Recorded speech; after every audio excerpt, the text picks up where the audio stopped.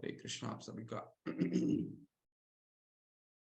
ओम अज्ञानतिमिरनाथस्य ज्ञानाञ्जनशलाकया चक्षुरुन्मीलितं येन तस्मै श्रीगुरुवे नमः। श्रीचैतन्यमनोभीष्टं स्थापितं येन भूतले स्वयं रूप कदा मह्यं ददाति स्वपदान्तिकं।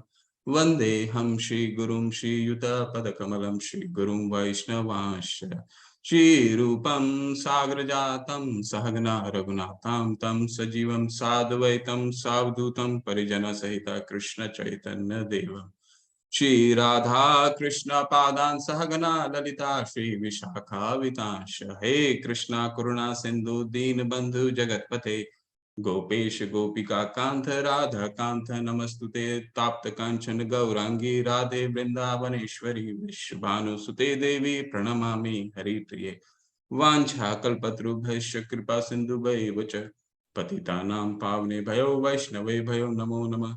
नमो विष्णुपादाय कृष्णपृष्ठाय भूतले श्रीमते भक्ति वेदांत स्वामी इति नामिने। नमो महावदानाय कृष्ण प्रेम पदायते कृष्णाय कृष्ण चैतन्य नामने गौरितशे नमः। जय श्री कृष्ण चैतन्य प्रभु नित्यानंदा श्री अद्वैत गदाधर शिवास आदि गौर भक्ति वृंदा हरे कृष्णा कृष्ण कृष्णा हरे हरे हरे राम राम राम हरे हरे। आप सबका स्वागत है। ये 18वें दिन में आज का अंतिम दिन अंतिम अध्याय है। तो आज का अध्याय है मोक्ष संन्यास योग। तो आज के अध्याय में हम लोग कल का अवलोकन नहीं करेंगे, क्योंकि ये जो अध्याय है ये पूर्वालोकन है पूरा गीता का। तो जो भी हमने पढ़ा है, कल भी जो पढ़ा है, परसों भी जो पढ़ा है, वो हम उसके थोड़े थोड़े पॉइंट को इसको जरूर इसमें भी अध्ययन करेंगे। और चूंकि ये काफी लंबा अध्याय है, तो हमारे पास समय का जो है वो सदुपयोग करना होगा।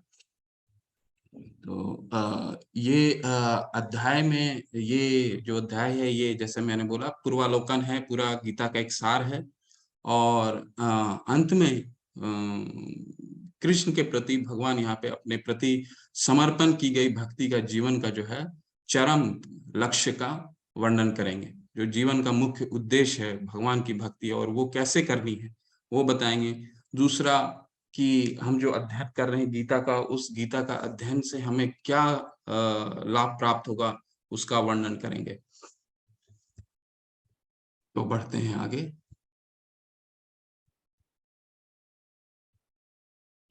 प्रथम श्लोक है। अर्जुन पूछ रहे हैं भगवान से, अर्जुन वात संन्यास महाबाहो त्वम इच्छामि वेदितुम त्यागस्य च ऋषिकेश पृथक केशनीसूदन। अर्जुन ने अर्जुन ने यहाँ पे भगवान को दो संबोधन किया है। ऋषिकेश केशनीसूदन, त्यागस्य च ऋषिकेश पृथक केशनीसूदन। तो समझेंगे इसका क्या मतलब, क्यों ऐसा बोल रहे हैं अर्जुन। अर्जुन ने कहा, हे महाभाव, मैं त्याग का उद्देश्य जानने का इच्छुक हूं, और हे केशनीसूदन, हे ऋषिकेश, मैं त्यागमय जीवन यानी संन्यास आश्रम का भी उद्देश्य जानना चाहता हूँ। तो ये अर्जुन ने कब पूछा था? तीसरे अध्याय में भी पूछा था, पांचवें अध्याय में भी पूछा था। पांचवें अध्याय में हमने पढ़ा ना कर्म योग।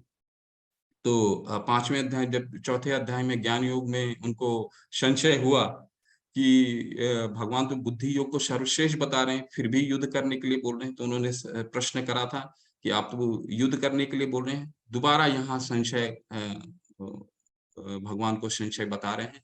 और इसीलिए यहाँ पे ऋषिकेश कह रहे हैं, क्योंकि ऋषिकेश का अर्थ होता है भगवान इंद्रियों के स्वामी है। तो उसको सभी इंद्रियों के स्वामी है। तो अर्जुन ये कह रहे हैं कि उनके जो संशय है, उस संशय को दूर करके उनको शांति दिलवाएंगे, इंद्रियों को उनकी शांति देंगे, इसलिए कह रहे हैं ऋषिकेश।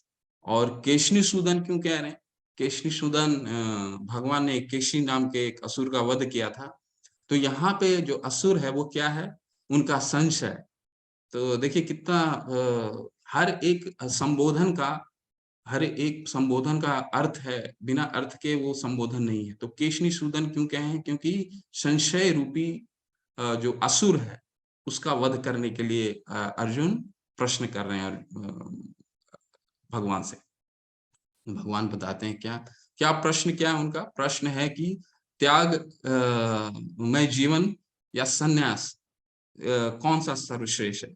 कर्म संन्यास, तो भगवान ने तो 5वें अध्याय में बता दिया था, कर्म संन्यास कर्म योग विशेष्यते। ठीक है, कर्म संन्यास से कर्म योग विशेष्यते, लेकिन अंतिम मत क्या है वो 18वें अध्याय में देखते हैं।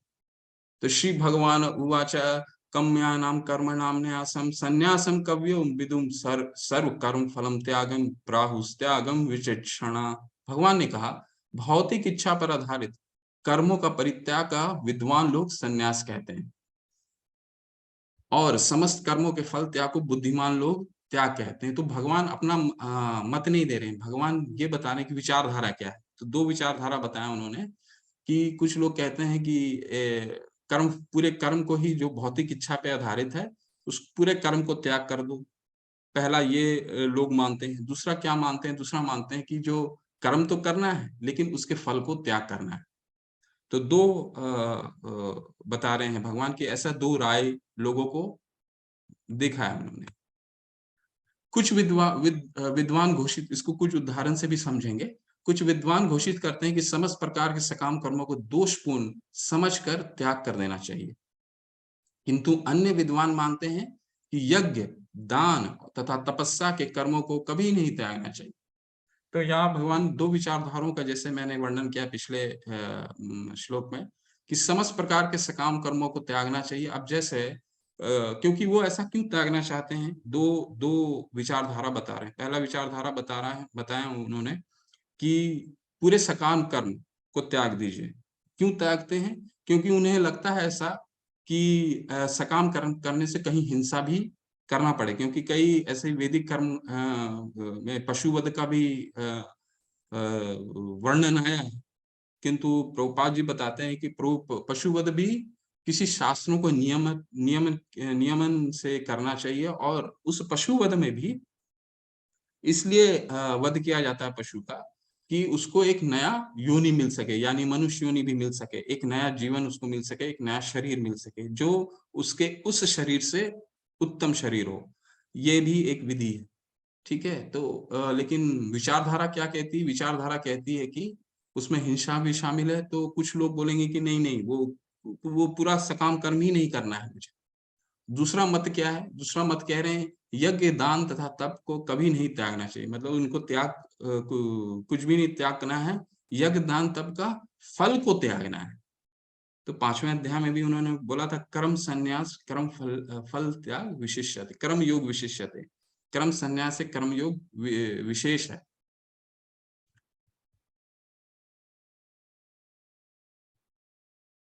यज्ञ दान तप कर्म न त्याज्यन कारमेव तत् यज्ञ दान तपश्चैव पवनानि मनीषिणाम। यज्ञ, दान तथा तपस्या के कर्मों को कभी परित्याग नहीं करना चाहिए। अब भगवान यहाँ पे अपना मत दे रहे हैं। अभी तक तो उन्होंने विचारधारा बताया कि दो विचारधाराएं हैं। पहला विचारधारा है कि पूरे सकाम कर्मों को त्याग दो, क्योंकि उसमें कभी कभी हिंसा भी होता है। और दूसरा विचारधारा है कि नहीं, उनके फल को त्यागो। तो भगवान अब यहाँ पे अपना मत दे रहे हैं कि भगवान का क्या उनका मत है, ये बता रहे हैं। यज्ञ, दान तथा तपस्या के कर्मों को कभी परित्याग नहीं करना चाहिए, उन्हें अवश्य संपन्न करना चाहिए। निसंदेह यज्ञ, दान तथा तपस्या महात्माओं को भी शुद्ध बनाते हैं। तो कहने का क्या तात्पर्य है, कहने का तात्पर्य यह है कि कर्म फल की त्याग को भगवान विशेष बताते हैं, उसको ही महत्ता देते हैं। वही मुख्य है। कर्म संन्यास को मुख्य उन्होंने नहीं बताया। अब अंतिम मत भी बताते हैं अगले स्लाइड में।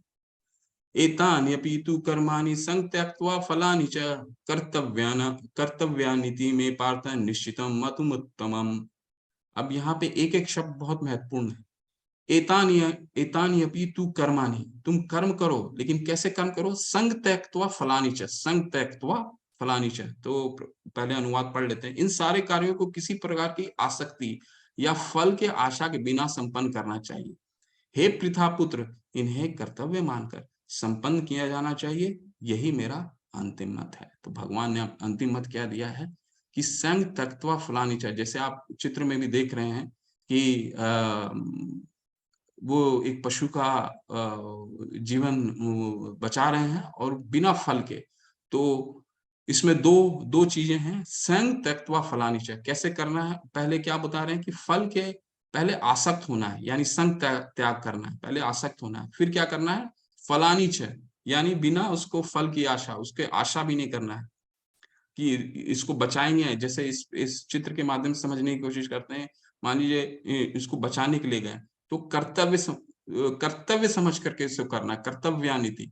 बचेगा नहीं बचेगा, इसको इसका फल का क्या होगा, ये हमें नहीं सोचना है, हमें सिर्फ अपना फल करना है। तो कैसे फल करना? अपने कर्तव्य समझ करना है। तो भगवान यहाँ पे ये बताना चाह रहे हैं कि जितने भी यज्ञ हम भौतिक उन्नति के लिए करते हैं, उन सबों का परित्याग करना है।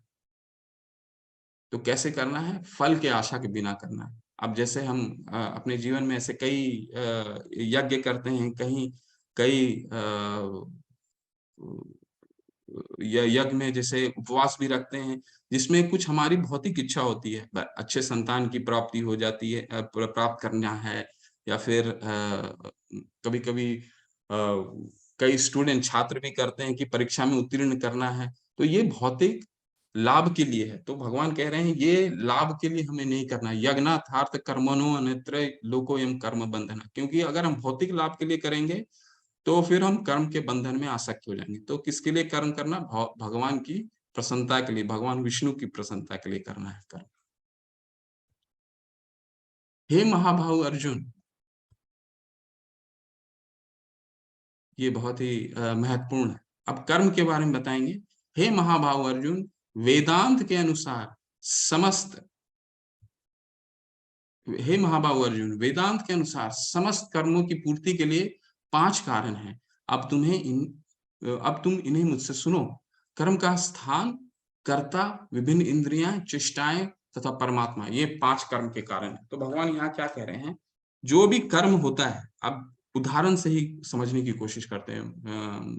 वनिस्पत एक मान लीजिए छात्र है, जो परीक्षा एक दे रहा, परीक्षा में सफलता भी होती है, असफलता भी होती है। मान लीजिए उसको असफलता मिलती है, तो उसका ये पूरे कार्य का 5 तरीके भगवान बता रहे हैं। 5 कारण है ये पूरे कार्य होने का, असफलता पूरे कार्य का 5 कारण है। पहला कारण क्या बताते हैं? स्थान। स्थान का मतलब कि जिस स्थान में मान लीजिए वो छात्र अपनी परीक्षा देने के लिए गया है, वो स्थान हो गया। दूसरा बताते हैं कर्ता। कर्ता मतलब वो स्वयं परीक्षार्थी छात्र, वो कर्ता हो गया।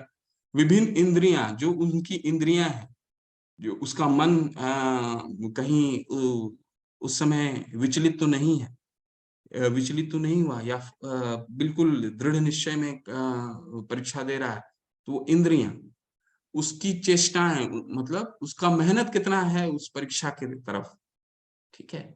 और तथा परमात्मा, यानी भगवान। भगवान तो हृदय से, आगे पढ़ेंगे कि भगवान तो बोल रहे हैं कि मैं तो हृदय में विराजमान हूं। तो हर कार्य के पीछे 5 कारण हैं। स्थान, जिस स्थान में वो छात्र परीक्षा दे रहा है, वो भी एक कर्म का कारण है। दूसरा, वो स्वयं छात्र। तीसरा, उसकी जो विभिन्न इंद्रियां हैं, विभिन्न इंद्रियां हैं, जिसके उसका मन है, उसके हाथ कहीं कभी कभी ठंडे में होता है ना, कि अगर हम परीक्षा देने जाते हैं, छात्र परीक्षा देने जाते हैं, तो वो लिख नहीं पाते हैं, या काफी ठंड होता है, तो उसकी इंद्रियां, इसमें भी कुछ आ सकता है। चेष्टाएं, उसका मेहनत कितना है। तथा परमात्मा, बिना परमात्मा के स्टैंप के लिए, बिना परमात्मा के अथॉरिटी के स्टैंप के हम कार्य जो है नहीं हो सकता। अब जैसे एक और उदाहरण से समझते हैं। ये हो गया अपना जो ये कर्म क्षेत्र। मान लीजिए एक कारखाना बैठाना है। अब कारखाना बैठाने के लिए स्थान, एक पहले तो हम स्थान निर्धारित करते हैं, ठीक है। एक जमीन लेते हैं, ठीक है। इसके बाद फिर उसको, ये हो गया स्थान।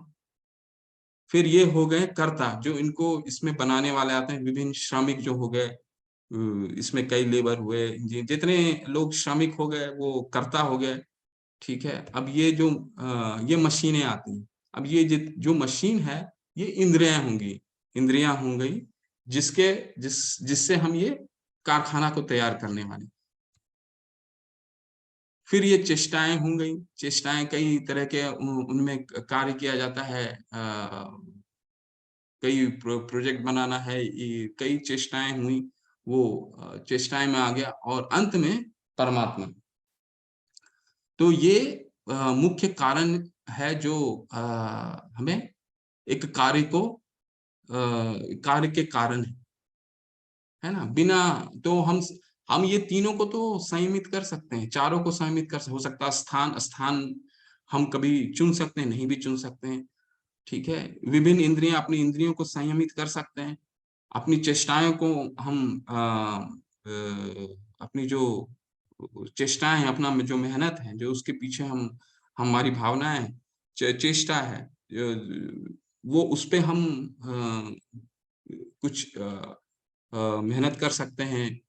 और लेकिन हम सबसे अंतिम वाले परमात्मा, वो हमारे हाथ में नहीं है। तो इसीलिए जो भी सफलता है और असफलता है, वो हमें इस परमात्मा का एक प्रसाद समझ करके ग्रहण करना है।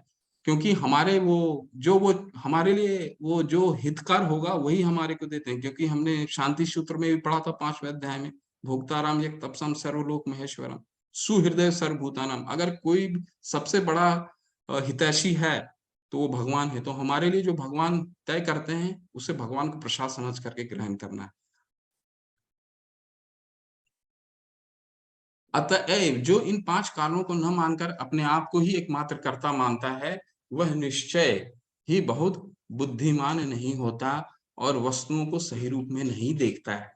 तो कह रहे हैं क्या कि अगर हम अपने आप को कर्मों का खुद कर्ता मान बैठे हैं, जैसे हमने तीसरे अध्याय में भी पढ़ा था, प्रकृति क्रियमाणानि गुणे कर्मणि सर्वशः अहंकार विमूढ़ात्मा कर्तारमिति मन्यते। यानी अहंकारवश खुद ही को हम प्रकृति के गुणों के विवश हो जाते हैं और खुद ही को कर्ता मान बैठते हैं, खुद ही को कर्ता मान बैठते हैं। तो उस वो भगवान कह रहे हैं वो बहुत बुद्धिमान नहीं होता। अब मान लीजिए एक छात्र सफलता और असफलता स्वयं पर अगर लेने लग गया, तो कई बार वो गलत कदम भी उठाते हैं, कई गलत उनसे कदम उठ जाता है।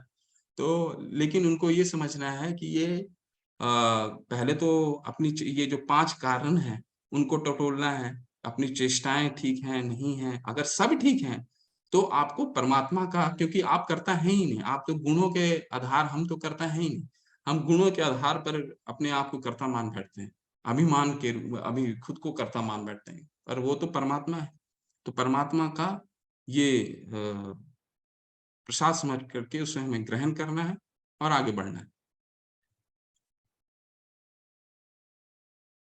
अब ये देखते हैं ज्ञान, ज्ञेय तथा ज्ञाता, ये तीनों कर्म को प्रेरणा देने वाले कारण हैं। अब कर्म को प्रेरणा कौन देते हैं? तो ये 3 चीज देते हैं, ज्ञान, ज्ञेय तथा ज्ञाता। इंद्रियां, करण, कर्म तथा कर्ता, ये 3 कर्म के संगठन है। अब जैसे इसको समझाने से एक उदाहरण के रूप में मान लीजिए ये आप चित्र में देख पा रहे हैं, एक लड़का बॉल को खेल रहा है, वॉलीबॉल खेल रहा है या जो भी खेल रहा है, वो उसको क्या ज्ञान है? ज्ञान ये है कि उसको खेल वो आता है, वो उसका ज्ञान हो गया, ठीक है। ज्ञेय क्या है कि खेलना किस उद्देश्य से है, मतलब जीतने के उद्देश्य से खेलना है, ये उसका ज्ञेय हो गया। और ज्ञाता क्या है? उसकी इंद्रियां जो उसकी ज्ञाता है, वो खेल रहा है, तो वो ज्ञाता हो गया। तो ये 3 प्रेरणा, ये 3 चीजें काम करने को प्रेरणा देती हैं, ठीक है।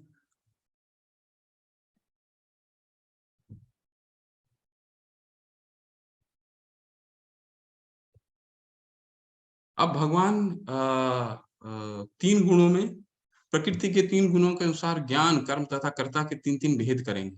अब तुम मुझसे सुनो, ऐसा कह रहे हैं। अब ज्ञान, कर्म और कर्ता, मतलब ये 3 गुणों के आधार पर भगवान विभाजित करेंगे और हमें समझाएंगे कि ये हमने पहले भी पढ़ा है, फिर उसको एक अवलोकन दोबारा हम लोग करेंगे। तो ज्ञान, कर्म और कर्ता, ये तीनों गुणों में दोबारा भगवान यहाँ बताएंगे कि सतोगुण में क्या होने वाला है, रजोगुण में ज्ञान, कौन सा रजोगुण का ज्ञान है, तमोगुण का कौन सा ज्ञान है, सतोगुण का कौन सा सतोगुण का कौन सा है। तो 18-20वां में कह रहे हैं, जिस ज्ञान से अनंत रूप में विभक्त सारे जीव में एक ही अभिभक्ति अभिभक्त आध्यात्मिक प्रकृति देखी जाती है, उसे ही तुम सात्विक जानो। तो यहाँ पे क्या कह रहे हैं कि सभी जीव को जो हम समान रूप से देखते हैं, आत्मा रूप से देखते हैं, तो वो सात्विक भगवान कह रहे हैं उसे सात्विक जानो। 5वें अध्याय में भी हमने पढ़ा था, विद्या विनय संपन्ने ब्राह्मणी गवि हस्तनी सुनी चैव सपाके च पंडिता समदर्शिना। यानी कि एक सात्विक गुण क्या है हमारा, कि एक ब्राह्मण, पंडित, कुत्ता, चंडाल, हाथी और गाय, ये सब को समान रूप से देखना है कि ये आत्मा है और शरीर जो है एक सिर्फ आवरण है। जिस तरह एक कपड़ा डाला जाता है, वो सिर्फ आवरण है। अगर सबको हम समान दृष्टि से देखते हैं, आत्मा के स्तर पे देखते हैं, तो वो सात्विक है। तामसिक क्या राजसिक क्या हो गया, जिस ज्ञान से कोई मनुष्य विभिन्न शरीरों में भिन्न भिन्न प्रकार के जीव देखता है, उसे तुम राजसी जानो। क्या क्या मतलब हुआ इसका? इसका मतलब हुआ कि राजसिक ज्ञान क्या है, वो शरीर और आत्मा में भेद ही नहीं कर पाता। कभी वो दोनों को समान रूप में देखता है कि शरीर के छीन हो जाए, शरीर खत्म होता है तो उसके साथ आत्मा भी छीन हो जाता है, कभी वो देखता है वो, है। फिर वो कभी देखता है शरीर और आत्मा का कोई भेद ही नहीं, तो वो राजसिक ज्ञान हो गया। और तामसिक ज्ञान, उसे तो कोई ज्ञान ही नहीं है, और वह ज्ञान जिसे मनुष्य किसी एक प्रकार के कार्य को जो अति तुच्छ है सब कुछ मानकर सत्य को जाने बिना उसमें लिप्त रहता है, तामसिक कहा जाता है। तो तामसिक को तो कुछ ज्ञान ही नहीं है, वो तो सिर्फ चार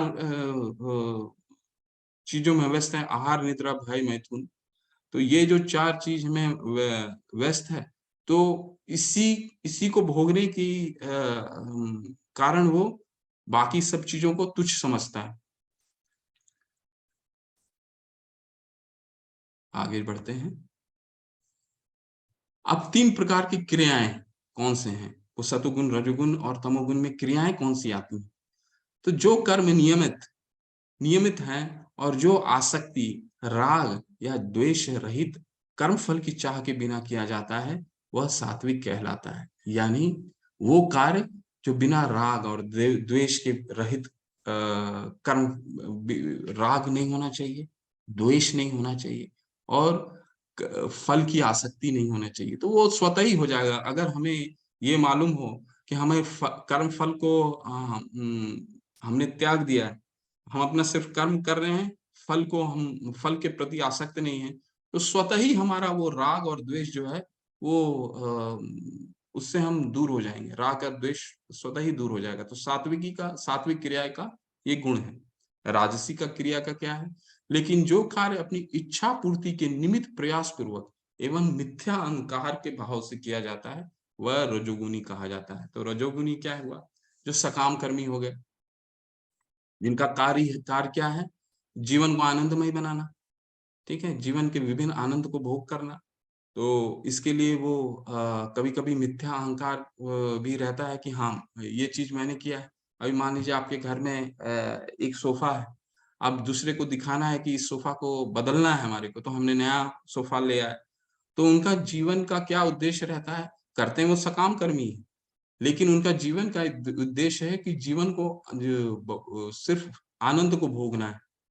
वो आनंद को क्या क्या कैसे भोगना है, जो छोटे-छोटे सुख हैं, उसको उसके लिए निरंतर प्रयासरत रहते हैं वो, ठीक है? लेकिन भगवान तो बताए हैं कि ये ही संस्पर्शा भोगा दुःख योना एव ते आदन्तवन्त कौन्तेय न तेषु रमते बुधा। कोई भी जो भौतिक इंद्रियों के कारण, आसक्ति के कारण जो अ, दुःख उत्पन्न होता है, सुख उत्पन्न होता है, उसका आदि और अंत होता है। जो कर्म तमोगुणी क्या कह रहे हैं, जो कर्म मोहवश शास्त्रीय आदेशों की अवहेलना करके तथा भावी बंधन की परवाह किए बिना या हिंसा अथवा अन्यों को दुख पहुंचाने के लिए किया जाता है, वह तामसी कहलाता है। तो क्या हो गया तामसी? ये तो सकाम कर भी नहीं कर रहा है तामसी। तामसी क्या कर रहा है? तामसी कर रहा है कि उसकी भावना ईर्ष्या है, वो हिंसा के भावना से कुछ दूसरे को नुकसान पहुंचाना चाहता है। मान लीजिए कॉलेज में कोई एक ऐसा छात्र है जो किसी छात्र अपने दूसरे छात्र से द्वेष करता है, और परीक्षा का घड़ी आ जाता है, 9 बजे की परीक्षा है और उसे साइकिल से जाना है, और उसने साइकिल की हवा निकाल दी ताकि उसे देरी से वो अपने कक्षा में पहुंचे और उसको नुकसान हो जाए उसके परीक्षा में। तो ऐसा क्रिया क्या है? ऐसा क्रिया तमोगुणी में आता है। ठीक है, क्यों? क्योंकि यहाँ पे उसे सकाम कर्म भी नहीं चाहिए, वो किसी से ईर्ष्या कर रहा है ना? बाकी बढ़ते हैं। प्रकृति के गुणों के आधार पर 3 प्रकार के श्रमिक, अब श्रमिक वर्ग के 3 प्रकार बताएंगे भगवान। तो जो व्यक्ति भौतिक गुणों के संसर्ग के बिना अहंकार रहित संकल्प तथा उत्साह पूर्वक अपना कर्म करता है और सफलता अथवा असफलता में अविचलित रहता है, वह सात्विक कर्ता कहलाता है। उसे मालूम है कि उसका सारा कर्म जो है भगवान की सेवा के लिए, तो सुबह उठता है, अपना नित्य कर्म करता है, फिर मंगल आरती जाता है, अपने जप करता है और फिर भगवान को प्रसादम अर्पित करता है, उसका उनका उच्चिष्ट प्रसादम पाता है। तो और ये हर दिन उत्साहपूर्वक करता है और बिना स्वार्थ के करता है, क्योंकि उससे भगवान का सेवा में जो आनंद की प्राप्ति होती है, वो बहुत ही हर दिन उसको उत्साहित करता है। ये सतोगुणी क्रिया है, श्रमिक हो गया। दूसरा क्या, रजोगुणी में कौन आते हैं? लेकिन वह कार्यकर्ता जो अपने श्रम के फल से जुड़ा है, यानी सिर्फ श्रम का फल चाहिए उसको, जो करना चाहता है, जो वो कार्य करता है उसका फल चाहिए, और जो जोश से उसका आनंद लेना चाहता है, जो लालची, ईर्ष्यालु और अपवित्र है और खुशी और संकट से आगे बढ़ता है, जोश की प्रवृत्ति में एक कार्य करता है। यानी कि उसका जीवन का क्या लक्ष्य है? जीवन का लक्ष्य वही है, जीवन को आराम देने के लिए, आराम देना और धन एकत्रित करना, है ना? और छोटे-छोटे खुशियों के पीछे भागना। एक खुशी कम होता है, फिर उससे और बड़ा खुशी, एक मोबाइल आज खत्म हो गया, 3 महीने बाद नया मोबाइल चाहिए, 1 साल के बाद नया कुछ और चाहिए। तो ये निरंतर उसका सकाम कर्म के पीछे वो भागता है। तमोगुणी में क्या कह रहे हैं? जो कर्ता सदा शास्त्रों के आदेशों के विरुद्ध कार्य करता रहता है, जो भौतिकतावादी, हठी, कपटी तथा अन्यों को अपमान करने में पटु है, तथा जो आलसी, सदैव खिन्न तथा काम करने में दीर्घसूत्री है, वह तमोगुणी कहलाता है। दीर्घसूत्री का क्या मतलब है? आज करे सो कल, कल करे सो परसों। मतलब वो इतना आलसी है कि हर काम को वो टालता है और बात-बात में खिन्न हो जाता है ना? मतलब अब हमने कई लोगों को ऐसा देखा होगा कि बात-बात में खिन्न हो जाता है, छोटी-छोटी बातों पे गुस्सा करने लगता है, तो ये सब तमोगुणी के लक्षण हैं।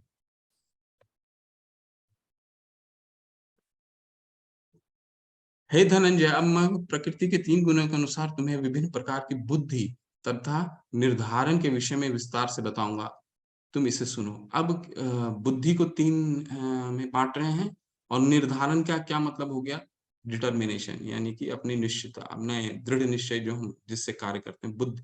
तो बुद्धि के बारे में सुनते हैं। हे पृथापुत्र, वह बुद्धि सतुगुणी है जिसके द्वारा मनुष्य ये जानता है कि क्या करणीय है और क्या नहीं है, किससे डरना चाहिए, किससे नहीं, क्या बांधने वाले हैं और क्या मुक्ति देने वाले हैं।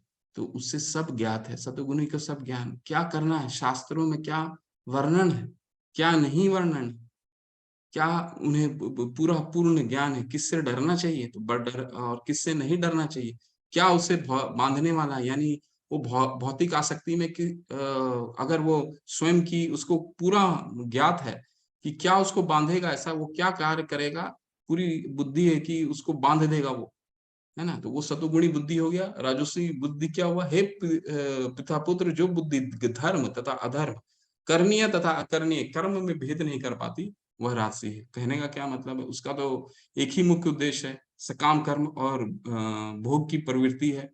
तो भोग की प्रवृत्ति में वो कुछ भी कर सकता है। उसको ये नहीं मालूम है धर्म क्या है, अधर्म क्या है। तो मनुष्य का भी पूजा कर सकता है, राजनेताओं की भी पूजा कर सकता है ना? तो उसका बस एक ही जीवन का उद्देश्य है कि किस तरह जीवन को आनंदमय बनाया जाए, भौतिक भौतिक सुखों के साथ। जो बुद्धि मोह तथा अहंकार के वशीभूत होकर अधर्म को धर्म और धर्म को अधर्म मानती है, वह सदैव विपरीत दिशा में प्रयत्न करती है, वह तामसी है। तो मतलब उनको तो कुछ ज्ञान, तामसी को तो कुछ ज्ञान ही नहीं है कि अधर्म, वो धर्म को अधर्म मानती है, अधर्म को धर्म मानती है। अब ऐसे उदाहरण के रूप में आप कई जगह जब ठंडा हो जाता है, काफ़ी ठंडे देश में रहते हैं, जैसे आप नॉर्थ इंडिया में कई ठंड पड़ता है, तो कई लोगों को मैंने कहते सुना है कि ठंड पड़ रही है, शराब पी लो, ये बहुत ही शरीर के लिए बहुत ही अच्छा है। ठीक है? तो ये तो पूरी विपरीत शास्त्रों के बिल्कुल विपरीत हो गया। शराब का क्या अर्थ होता है? शरा, उर्दू में शरा मतलब होता है सड़ा हुआ, आब का मतलब होता है पानी। तो ये तो मतलब सड़ा हुआ पानी को ग्रहण करना, तो ये तो तामसिक हो गया, कहीं कुछ धर्म को अधर्म मानते हैं, कुछ भी मान लेते हैं, है ना? तो ये तामसिक हो गया। अब डिटर्मिनेशन में क्या है? हे पार्थ, वह निश्चय जो अटूट है, सतोगुणी के बारे में कह रहे हैं। हे पार्थ, वह निश्चय जो अटूट है, जो योग साधना द्वारा निरंतरता के साथ है, और इस प्रकार मन, जीवन और इंद्रियों को कार्य को नियंत्रित करता है, वह सात्विक तरीके में है। छात्र, मान लीजिए एक छात्र है, वो जानता है कि उसे पढ़ाई करना है और पढ़ाई से उसका जीवन बहुत ही सुखमय होने वाला है। तो उसे ये ज्ञात है, ये उसका डिटर्मिनेशन है, तो उसके साथ ही उस सुबह उठता है, अपना कार्य करता है, पढ़ाई करता है। लेकिन वही रजोगुण क्या है? जिस धृति से मनुष्य धर्म, अर्थ तथा काम के फलों में लिप्त बना रहता है, वह राजसी है। तो इनका तो बस सकाम कर्म से है कि बस कर्म फल में लिप्त रहते हैं, कर्म फल में लिप्त रहते हैं और उसी के लिए जो करते हैं। और रजो तमोगुनी क्या है? जो धृति स्वप्न, भय, शोक, विषाद तथा मोह के परे नहीं नहीं जाती, ऐसा दुर्बुद्धिपूर्ण धृति तामसी है। कहने का क्या मतलब है? वो हमेशा स्वप्न में रहता है कि मेहनत तो करना ही नहीं है। हाँ, स्वप्न सबके लिए है। स्वप्न एक सात्विक भी देखता है, रजोगुणी भी देखता है, तमोगुणी भी देखता है। किंतु तमोगुणी क्या देखता है? स्वप्न में ही अपना सारा अगर मान लीजिए छात्र है, तो छात्र के रूप में स्वप्न ही देख लेता कि मैं इस परीक्षा में सफलता प्राप्त कर लूँगा, परंतु जब यथार्थ में आता है तो उतनी मेहनत नहीं करता वो, है ना? तो ये तमोगुणी के लक्षण हैं।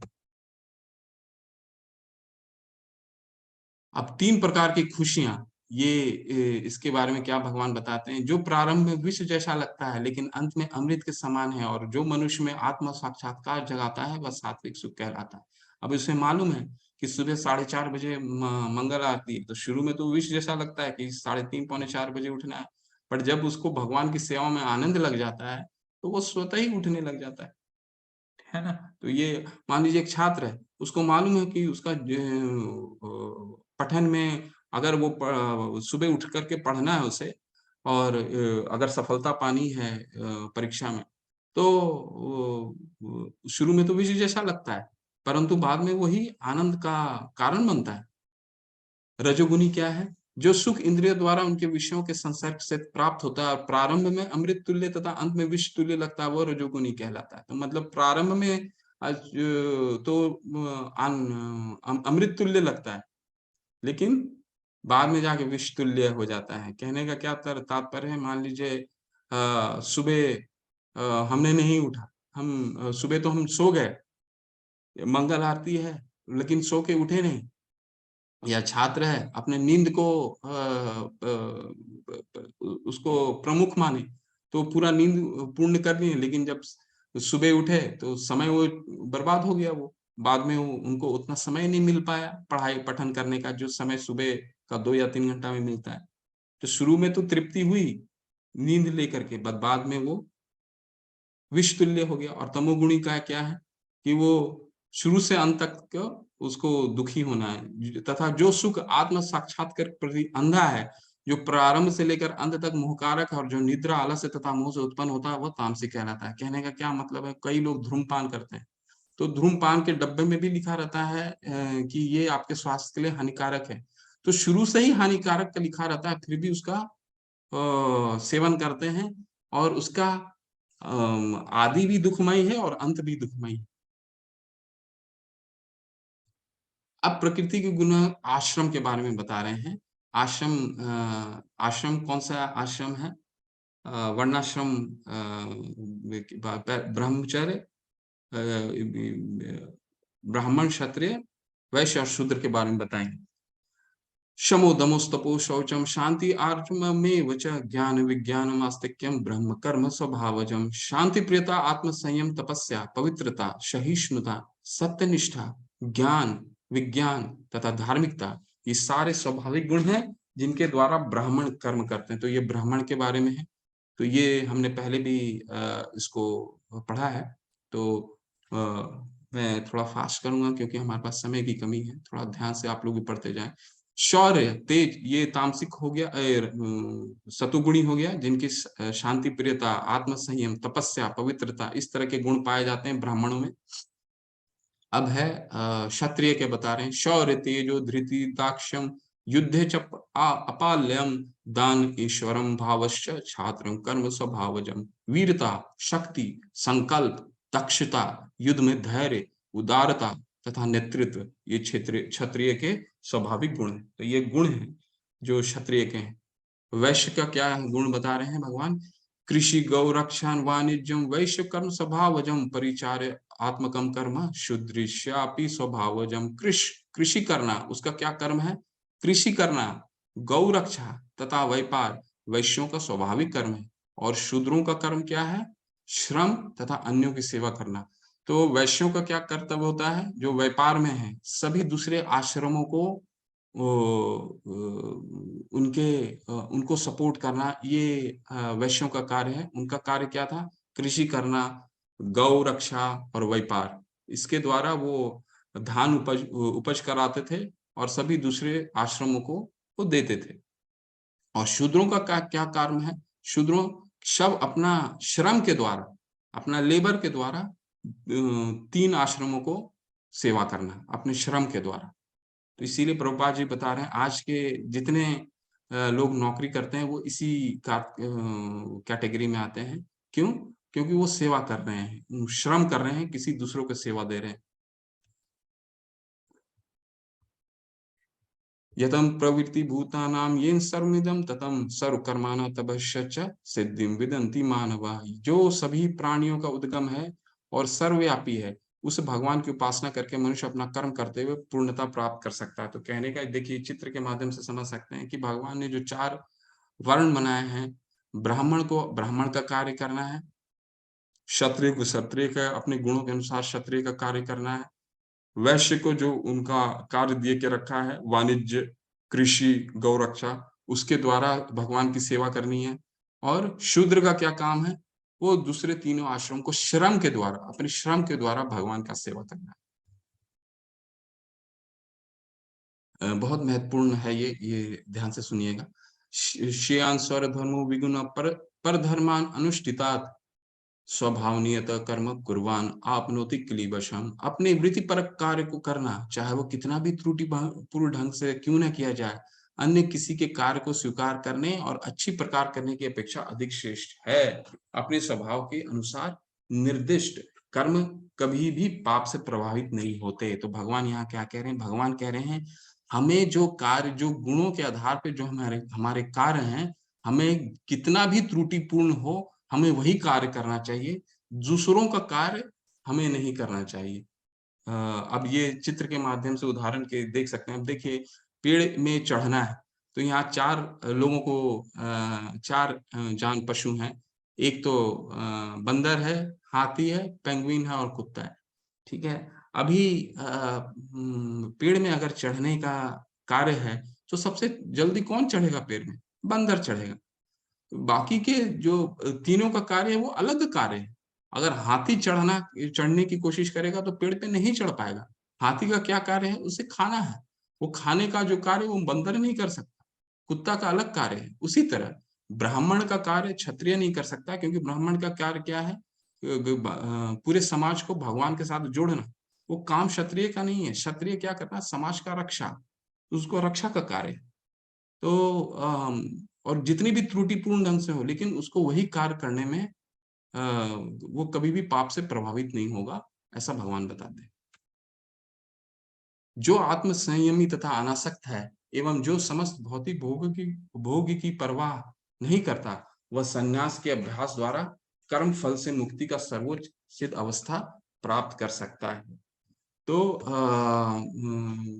यहाँ भगवान क्या बता रहे हैं कि मुख्यतः वो अपना कर्म फल को त्याग, जो वो भगवान की जो जो भी उसे गुणों के आधार पे कर्म दिए गए हैं, उसे भगवान की सेवा के रूप में करना है और अपने कर्म फल को त्यागते हुए करना है, तब उसे उसे सिद्ध अवस्था प्राप्त होगी। आगे बढ़ते हैं। हाँ, अब सिद्ध अवस्था प्राप्त होगी तो वो अवस्था क्या है? वो अवस्था है ब्रह्मभूत। बहुत अच्छा श्लोक है। अब हम भक्ति की तरफ बढ़ रहे हैं, तो अब से जितने भी श्लोक आएंगे बहुत ही महत्वपूर्ण श्लोक हैं। ब्रह्मभूत प्रसन्नात्मा न शोचति न कांक्षति समा सर्वेषु भूतेषु मद भक्ते लभते पराम। इस प्रकार जो दिव्य पद पर स्थित है, वह तुरंत परम ब्रह्म का अनुभव करता है और पूर्णतया प्रसन्न हो जाता है। वह न तो कभी शोक करता है, न किसी वस्तु की कामना करता है। वो प्रत्येक जीव पर संभाव रखता है। वह अवस्था में वह मेरी शुद्ध भक्ति को प्राप्त करता है। क्यों? क्योंकि उसको भगवान का दर्शन हो गया, आत्म साक्षात्कार हो गया। वो सभी जीव को एक सामान्य के रूप में, जैसे चित्र में आप देख रहे हैं, सभी को सामान्य के रूप में देख रहा है, सभी को आत्मा के स्वरूप में देख रहा है, शरीर के स्वरूप में नहीं देख रहा है कि कौन शेर है कौन क्या है। क्योंकि उसको भगवान का दर्शन हो गया। तो कहने का तात्पर्य ये है, ब्रह्मभूत की अवस्था अगर आप समझें, एक आचार्य बता रहे हैं कि ब्रह्मभूत की अवस्था को अगर हम व्यवहारिक जीवन में समझना चाहें तो कैसे समझेंगे? तो हमको इस तरह से समझना है कि भगवान ने हमें कितना सहयोग दिया है, एक अच्छा शरीर दिया है, सब कुछ अच्छा परिवार दिया है, पढ़ने के लिए हमें सब वातावरण अच्छा दिया है। भगवान ने जब हमको इतना सब कुछ दिया है, हम भगवान के लिए क्या करते हैं? अगर ये विचार हमारे पूरे दिन में अगर आता है, तो वो अवस्था ब्रह्मभूत की अवस्था है। हमें हमेशा कृतज्ञता के साथ भगवान भगवान के बारे में सोचते अगर हैं, तो वो अवस्था ब्रह्मभूत की अवस्था है। आगे पढ़ते हैं। आगे ये भी बहुत महत्वपूर्ण, अब जितने भी श्लोक आएँगे बहुत ही महत्वपूर्ण, क्योंकि ये सारे श्लोक जो हैं भक्ति के बताते हैं भक्ति कैसे करनी है, भक्ति के क्या वो अब क्योंकि अब सारा गुण उन्होंने बता दिया, अब भक्ति की तरफ पूरे अध्याय को लेके जाएँगे। भक्त्या माम अभिजानाति यावनश्च अस्मि तत्वतः ततो माम तत्वतो ज्ञात्वा विशते तदंतरम। केवल भक्ति से मुझ भगवान को यथारूप में जाना जा सकता है। जब मनुष्य ऐसी भक्ति से मेरे पूर्ण भावनामृत में होता है, तो वह वैकुंठ जगत में प्रवेश कर सकता है। तो भगवान ने कितनी चीजें बताई इस पूरे अध्याय में कि मेरा कर्म योग करो, मेरे लिए कर्म फल, कर्म योग, ध्यान योग, ज्ञान योग, कितनी चीजें बताई। बट अंत में क्या बता रहे हैं कि केवल वही मुझे जान भक्ति के द्वारा ही मैं जाना जा सकता हूँ, कोई और तरीका नहीं है। है ना? तो हमें जो गीता का भी अध्ययन करना है, वो सिर्फ भक्तों के द्वारा ही गीता का अध्ययन करना है। जो क्योंकि गीता के कई संकलन हैं पूरे मार्केट में, पर हम हमको क्या किसका अध्ययन करना है? जो भक्तों ने लिखा है। क्यों? क्योंकि भगवान के तत्व को जानते हैं वो, क्योंकि भक्त हैं। और भगवान यहाँ स्वयं कह रहे हैं, भक्त्या माम अभिजानाति यावन च अस्मि तत्वतः। जो मेरे तत्व को जानता हो वही मेरा, मैं मैं उसी के द्वारा जाना जा सकता हूँ। वो तत्व क्या है? भक्ति।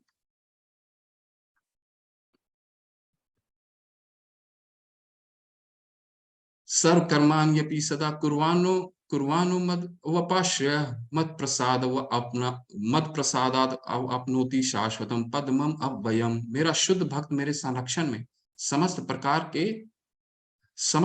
के कार्यों में संलग्न रहकर भी मेरी कृपा से नित्य तथा अविनाशी धाम को प्राप्त होता है। तो यहाँ क्या भगवान बता रहे हैं? भगवान यहाँ बता रहे हैं कि अ, भक्त जो है उसको भगवान हमेशा संरक्षण देते हैं। किस तरह भगवान संरक्षण देते हैं? जिस तरह माता-पिता अपने बच्चों को देते हैं। और जब बच्चा माता-पिता के संरक्षण में रहता है तो कोई भी गलत कार्य नहीं करता, है ना? उसी तरह अगर जो भक्त भगवान के शरणागत में है, भगवान के शरण में है, भगवान उसको संरक्षण देते हैं। मच्चित सर्व दुर्गानि मत प्रसादातिरशसि अतः चेत महकरानंद श्रेयसी विनच्छसि। यदि तुम मुझसे अब भावना भावित होगे, यदि तुम मुझसे भावना भावित होगे तो मेरी कृपा से तुम बद्ध जीवन के सारे अवरोध को लांघ जाओगे। लेकिन यदि तुम मिथ्या अहंकार वश ऐसी चेतना में कर्म नहीं करोगे और मेरी बात नहीं सुनोगे तो तुम विनिष्ट हो जाओगे। भगवान बहुत कठोर शब्द का यहाँ पे वर्णन कर रहे हैं कि तुम विनिष्ट हो जाओगे।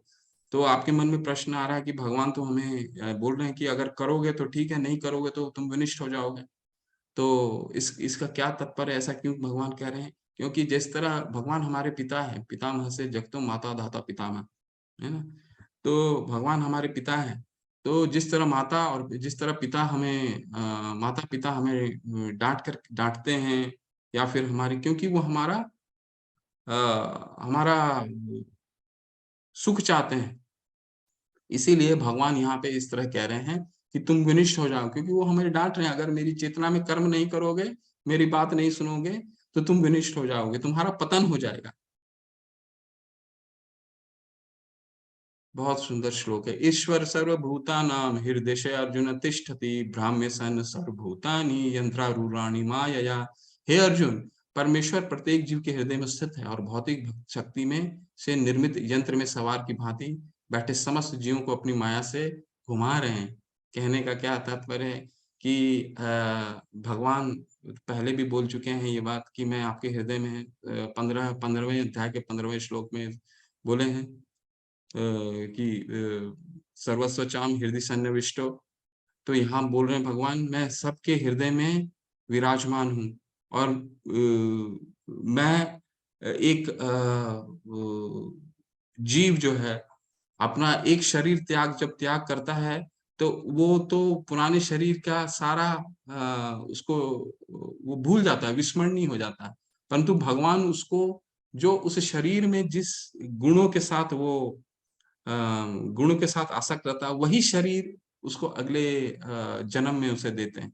तो भगवान को पूरा ज्ञात है, ताकि अब मान लीजिए किसी को खाने का बहुत है तो खाना बहुत चाहता है, तो उसके अगला जन्म में जो है उसे हाथी का शरीर देंगे या जो भी शरीर देंगे, जिसमें वो अपना वो जो इच्छा है उसको, वो इच्छा को पूर्ति कर सके।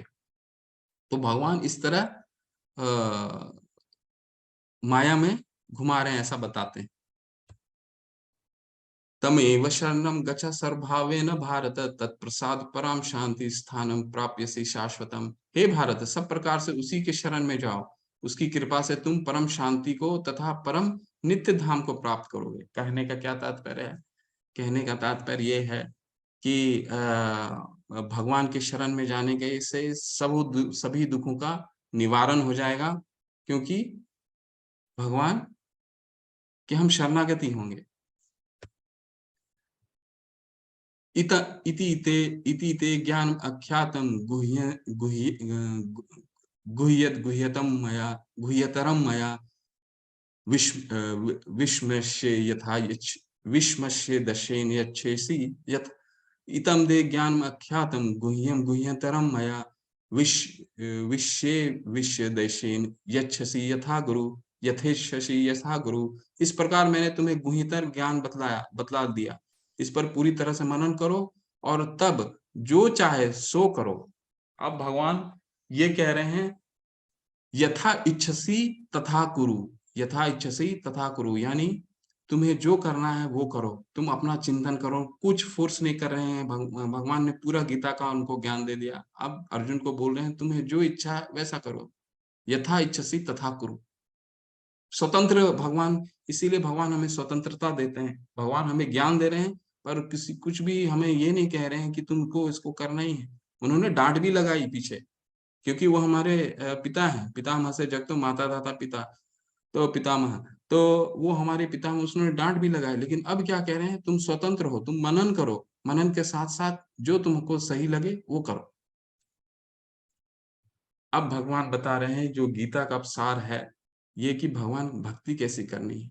मन मना भव मद भक्तो मद्याजी माम नमस्करो मामे वैशासी सत्यम ते प्रति जाने प्रियोसी में। एक एक शब्द बहुत महत्वपूर्ण है। मन मना भव मद भक्तो, सदैव मेरा चिंतन करो, यानी मन मना मेरे भक्त बनो, यानी मद भक्त, मेरी पूजा करो मध्याजी, और मुझे नमस्कार करो, माम नमस्करो, मामे वेशाशी सत्यम थे।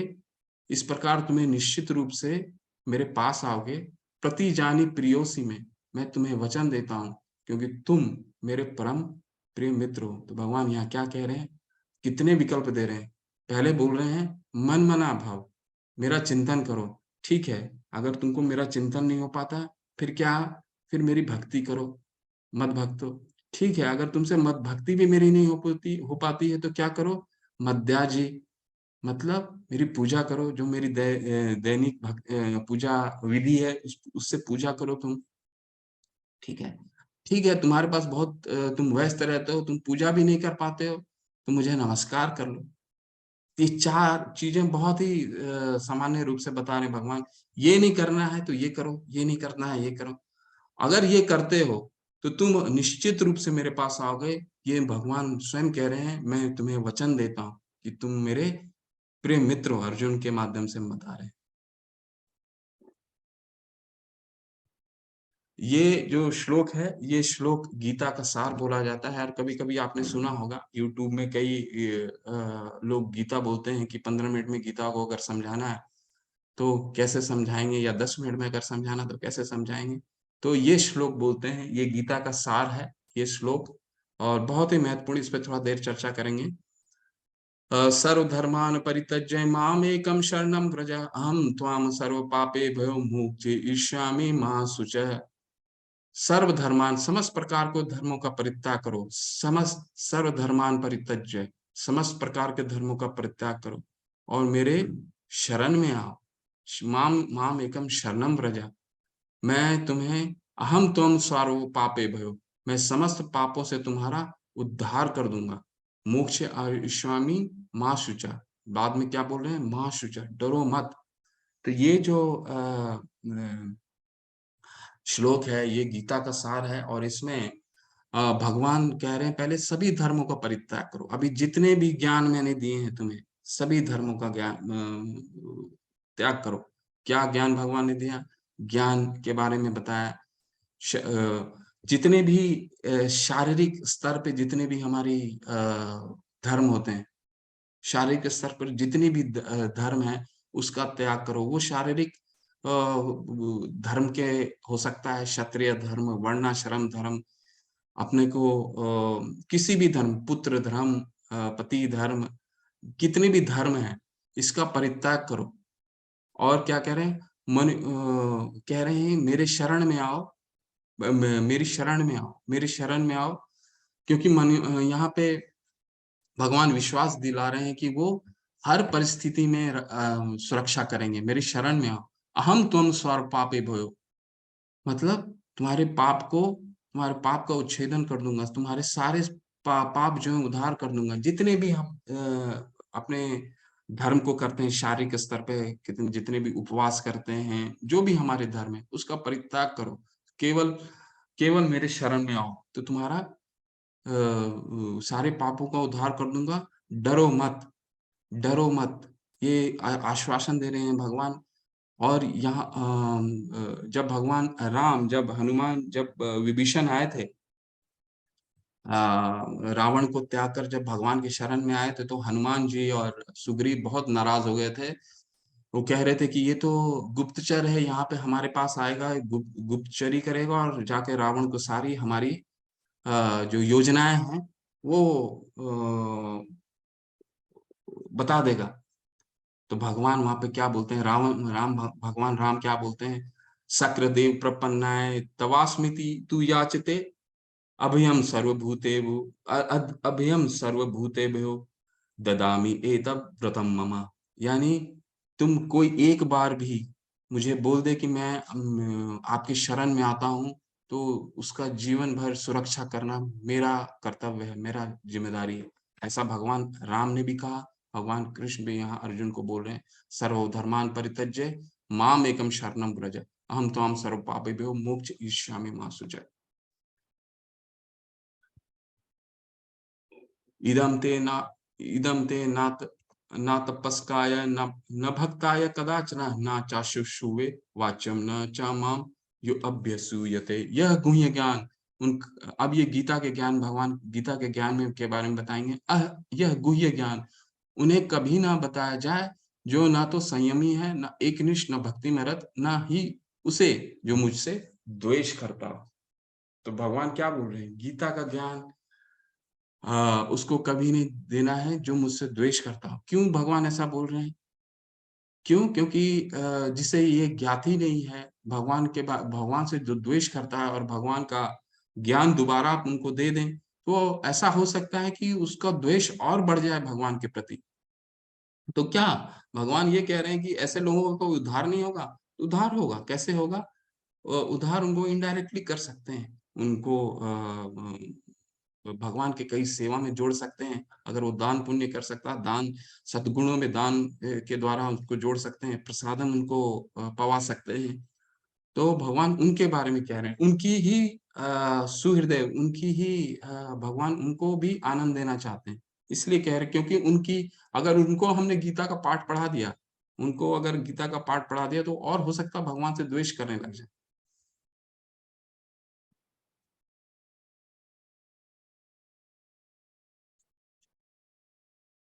यह इदम परम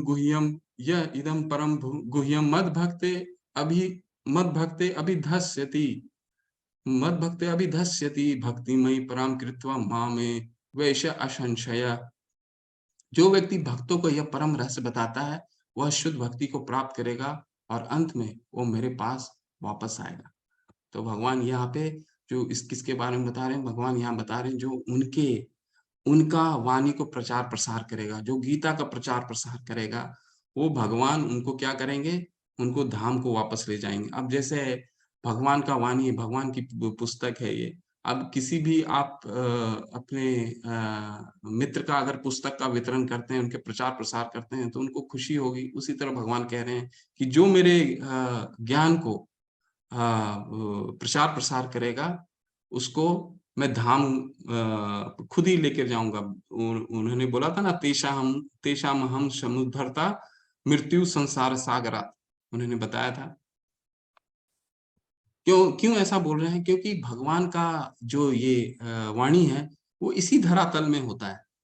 क्योंकि ऊपर के धरातलों में तो भगवान के सब भक्त हैं ही। तो यहाँ पे इसी धरातल में भगवान की वाणी का प्रचार प्रसार हो सकता है।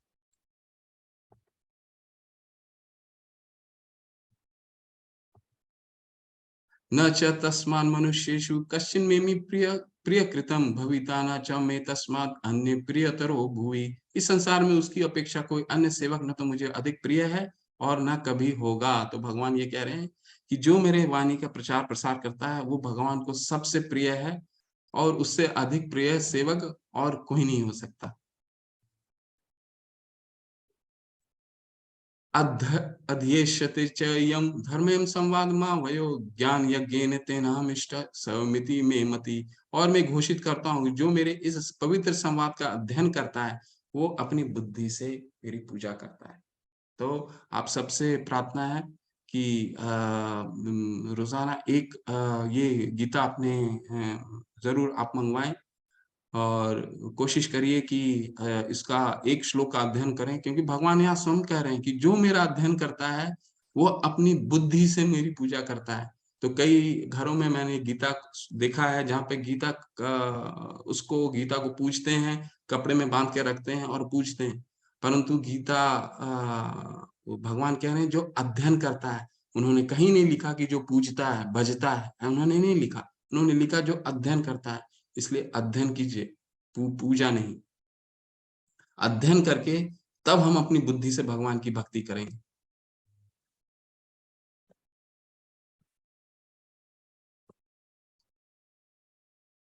श्रद्धावान अनुसूयश्च शृणुयादपि यो नरः सो अयपि मुक्त शुभान प्राप्नुयात् शुभान प्रापुण्यात् पाप पुण्य कर्मणा।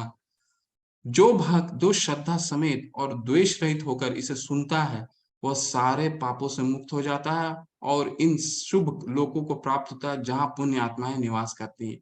तो कितना महात्मा बता रहे हैं भगवान यहाँ पे गीता का, कि जो इसे सुनता है, जो इसका श्रद्धा समेत इसका श्रवण करता है, वो पुण्य आत्माओं के निवास करता है। अर्जुन उवाच नो नोष्टोमोहम स्मृति लब्धा तत् तत्व प्रसादन मुच्य अमुच्यत स्थितोऽस्मि गत संदेह करिष्यसि वचन तव। अर्जुन ने कहा, हे कृष्ण, ये हे अच्युत, अब मेरा मोह दूर हो गया। अपने अनुग्रह से मुझे मेरी स्मरण शक्ति वापस मिल गई। अब मैं संशय रहित तथा दृढ़ हूँ और आपके आदेश अनुसार कर्म करने के लिए उद्यत हूँ। तो भगवान यहाँ क्या कह रहे हैं? भगवान ने अभी कहा था ना कुछ देर पहले, यथा इच्छासी तथा कुरु। तुमको जैसा इच्छा है मैंने तो ज्ञान दे दिया, जैसा इच्छा है वैसा करो, यथा इच्छासी तथा कुरु। लेकिन अर्जुन क्या कह रहे हैं? करिष्यसे वचनम तव, मैं वही करूंगा जो आपने कहा है। तो हमें क्या करना है? अर्जुन का अनुसरण करना है, क्योंकि अर्जुन हमारा प्रतिनिधित्व करते हैं, तो अर्जुन का अनुसरण करना है। भगवान की वाणी को अपने जीवन में उतारना है। और उसकी शुरुआत कहाँ से होगी? श्रवण से होगा। और अपने गीता घर में मंगवाइए, उसको थोड़ा सा अध्ययन कीजिए, एक एक श्लोक का अध्ययन कीजिए। संजय ने कहा, इस प्रकार मैंने कृष्ण तथा अर्जुन इन दोनों महापुरुषों की वार्ता सुनी और यह संदेश इतना अद्भुत है कि मेरे शरीर से रोमांच हो रहा है। व्यास की कृपा से, क्योंकि भगवान व्यास देव ने उनको दिव्य दृष्टि दी थी ना। व्यास की कृपा से मैंने ये परम गुह्य बातें साक्षात योगेश्वर कृष्ण के मुख से अर्जुन के प्रति कही जाती हुई सुनी।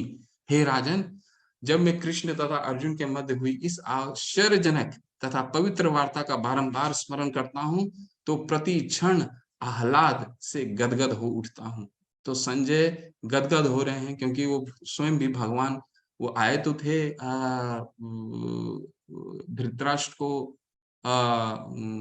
पूरा युद्ध का बताने के लिए, और ये बताने के लिए कि उनके पुत्रों का क्या अवस्था है। लेकिन अब यहाँ पे वो कह रहे हैं कि मैं भगवान और उनके अर्जुन के बीच के जो संवाद, उससे रोमांच और गदगद हो रहा हूँ।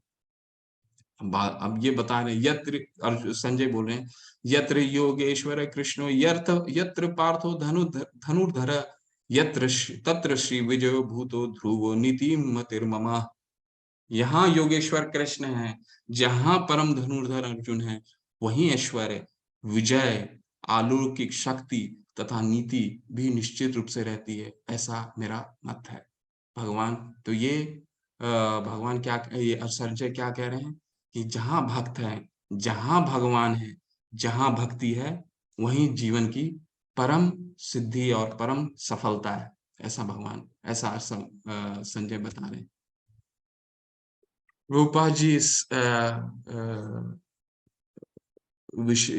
अध्याय के बारे में क्या कहते हैं? जहाँ कृष्ण तथा अर्जुन उपस्थित है, वहीं संपूर्ण श्री होगी। क्यों? क्योंकि वहां पे तीनों हैं, भगवान भी हैं, भक्त भी है और भक्ति भी है, तीनों है। इसलिए जहाँ ये तीनों हैं, वहीं संपूर्ण श्री होगी। भगवान भगवान ने अपना पूरी गीता का ज्ञान दिया, फिर वो बताया कि तुम्हारी जो इच्छा है वो करो। लेकिन फिर अर्जुन ने क्या कहा? नहीं, आपने जो बताया मैं उसी का अनुसरण करूंगा। तो ये है भगवान, उनके भक्त और उनकी भक्ति।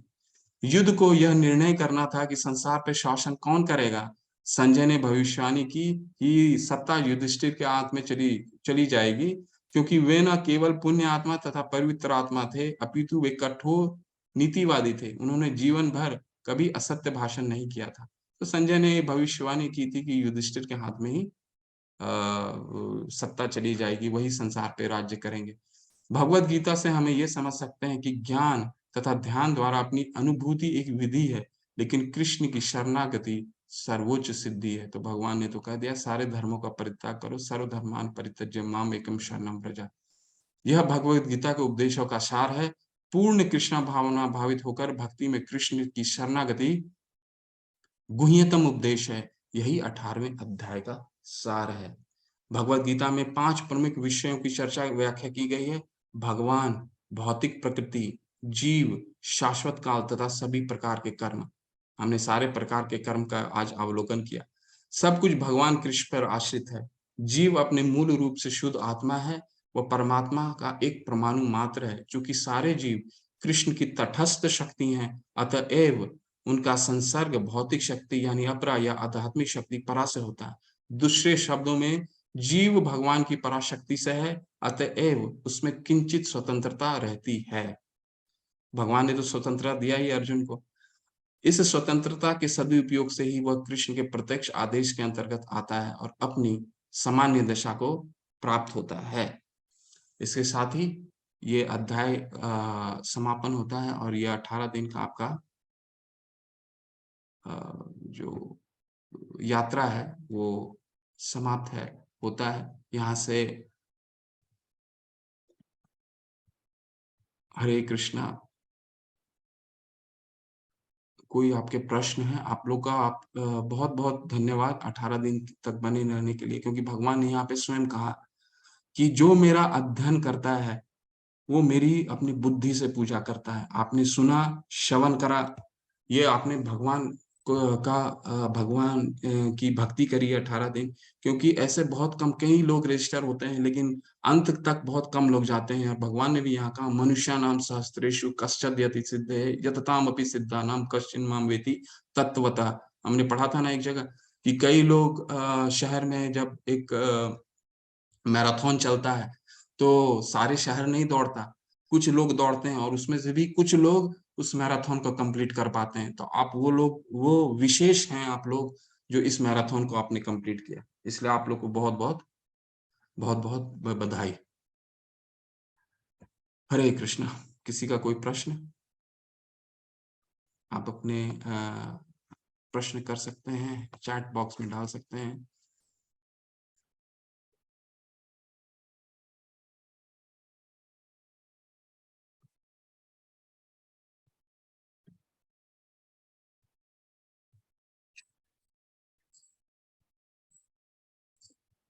राधा माधव दासी माता जी, हरे कृष्णा। आपका बहुत बहुत धन्यवाद, बहुत धन्यवाद। हरे कृष्णा। शिला प्रभुपाद की जय। प्रभु जी, हम आपके साथ ग्रुप, पर्सनल ग्रुप में भी किस जुड़ सकते हैं? प्रभु जी, आप माता जी, आप एक आज एक लिंक भेजा होगा माता जी ने, एडमिन ने, तो उस लिंक में आप जुड़िए। ठीक है, ये तो एक शुरुआत है। हमारा अध्ययन कंटिन्यूअस चलता रहता है, एक निरंतर हमारा कोर्सेज चलती रहती हैं, निशुल्क हैं, सारी कोर्सेज निशुल्क हैं। आप कोर्सेज से जुड़े रहिए। ये गीता का जो ऑनलाइन है, ये 6 तारीख से दोबारा स्टार्ट होगा। पर इससे दूसरे लेवल में जाने के लिए आपके पास दूसरा लिंक भी दे दिया गया है, उसका भी अध्ययन कीजिए, जहाँ पे दूसरे अध्यापक रहेंगे। मेरी इतनी योग्यता नहीं है, पर मुझे एक अपॉर्चुनिटी दिया गया, जिससे बहुत उत्साह पूर्वक मैंने भी भगवान की भक्ति करी अपनी कीर्तन द्वारा। आपने भी भगवान की भक्ति की अपनी श्रवण द्वारा।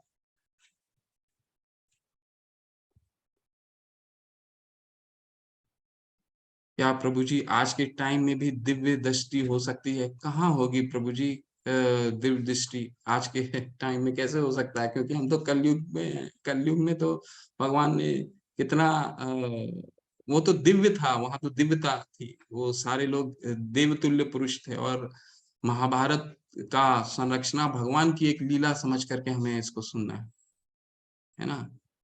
हरे कृष्णा। प्रभु जी, क्या हमने 18 में जो लेक्चर हुई उसकी रिकॉर्डिंग मिल सकती है? हाँ माता जी, सारी रिकॉर्डिंग मिल सकती है आपको। और लिंक, यूट्यूब की लिंक है। आपको लिंक इसमें आ जाएगा। आपको लिंक पहले भी दिया भी गया था, शायद वो दोबारा भेज देते हैं, वो लिंक आप देख लीजिएगा। और किसी का कोई प्रश्न है?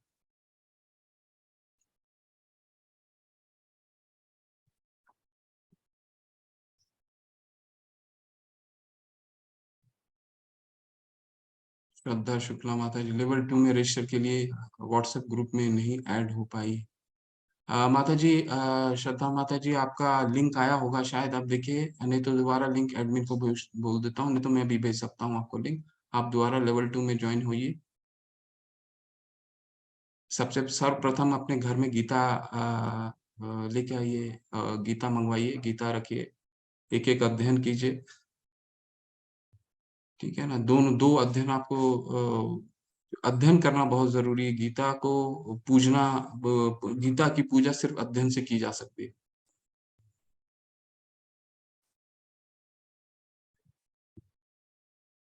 आगे भी जुड़े रहना है प्रभु जी क्लासेस में। क्या आगे भी ऐसा सेशन चलेंगे? बिल्कुल चलेंगे माता जी। 6 तारीख से दोबारा सेशन है। आप रजिस्टर हो जाइए, वेबसाइट में जाइए। ये निरंतर हर महीने चलता है। हर महीने हमारा चलता है। प्रवचनकर्ता कोई भी हो सकते हैं, पर ये हमारा निरंतर हर महीने चलता है और समय यही रहेगा। 3-4 समय होता है। वेबसाइट के लिंक हैं, iskonmangaluru.com में जाइए। वहाँ वहाँ वेबसाइट में भी जा सकते हैं। नहीं तो आपके लेवल 1 का मैं लिंक भी भेज दूंगा आपको दोबारा, जो 6 तारीख से होने वाला है उसका लिंक भी भेज दूंगा। उस लिंक में दोबारा रजिस्टर कीजिए। दोबारा भी आप कक्षा अपने अपने समय के अनुसार कर सकते हैं, जो समय आपको सूट करता हो।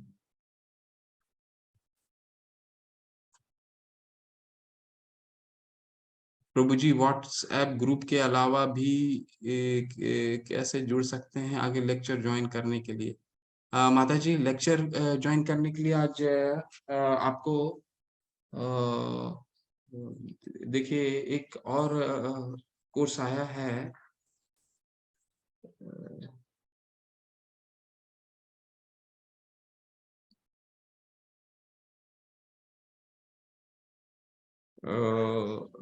कृष्णा माता जी ने भेजा है, कृष्णा पारिक ने भेजा है। आप देखिए यहाँ पे आप जुड़ सकते हैं। ब्रिज क्लासेस भी होती हैं और ये कोर्स पे भी आप जुड़ सकते हैं। वेबसाइट में जा करके रजिस्टर कीजिए। इसमें दोबारा लिंक भेज दूंगा आपको, ठीक है? और इसमें आप जुड़ सकते हैं। मंदिर के वेबसाइट में से जा करके चेक करके भी जुड़ सकते हैं। और हर महीने चलता है माता जी। क्या हमें इस कोर्स का सर्टिफिकेट मिलेगा? जी बिल्कुल मिलेगा माता जी। अगर आपको, लेकिन आपको सिर्फ एक कार्य करना होगा। आपको क्विज करने होंगे। क्विज क्विज का लिंक आपको दोबारा अगर नहीं मिला है तो मैं बोल देता हूँ। क्विज का लिंक दोबारा आपको भेज देंगे। क्विज जरूर कीजिए, क्योंकि इससे आपका स्वाध्याय होगा ना, आप पढ़ेंगे भी। क्विज जरूर कीजिए। क्विज दोबारा भिजवा देता हूँ इस लिंक पे। क्विज लिंक वो ऑटो जनरेटेड है सर्टिफिकेट, और आप क्विज कर लीजिए सक्सेसफुली। उसमें कुछ हाँ प्रिंटेड मिलेगा माता जी, ऑनलाइन प्रिंटेड ही मिलेगा।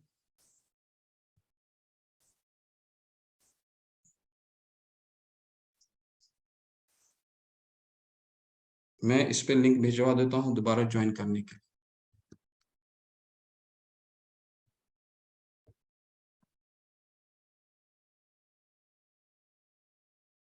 जी जी शशिकांत प्रभु जी, आपने अच्छा किया।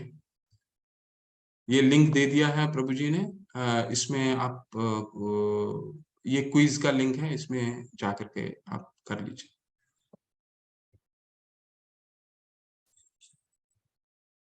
ठीक है। और किसी का कुछ प्रश्न है, कोई और कुछ साझा करना चाहते हैं?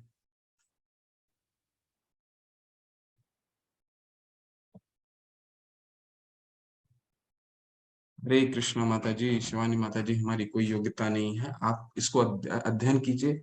बस गीता सिर्फ अध्ययन के लिए नहीं है, वो जीवन में उतारने के लिए है। और सबसे प्रथम सर्वप्रथम पहला कदम है, भगवान को अगर समझना है तो सर्वप्रथम है पहला माला शुरू कीजिए। क्योंकि अपना जब तक मन शुद्ध नहीं होगा, और शुद्ध कैसे होगा? शुद्ध तब होगा जब हम आसक्त होने लगेंगे, अपने भौतिकता से हम आसक्त होने लगेंगे, तब हम भगवान को हम समझ में आएगा। क्योंकि हमें इसे किताब की तरह नहीं पढ़ना है, हमें इसके जीवन में उतार करके पढ़ना है। और जीवन में उतारने के लिए सबसे पहला अनिवार्य है कि इसे आप माला से शुरू करें। एक एक माला आप जरूर कीजिए, ये पहला कदम लीजिए, और फिर गीता का अध्ययन कीजिए।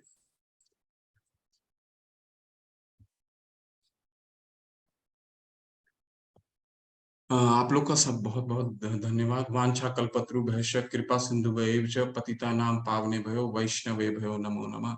नमो विष्णुपादाय कृष्ण पृष्ठाय भूतले श्रीमते भक्ति वेदांत स्वामी इति नामिने नमस्ते सरस्वती देवे गौरवाणी प्रचारणे निर्विशेष शून्यवादी पाश्चात्य देशतारिणे। जय श्री कृष्ण चैतन्य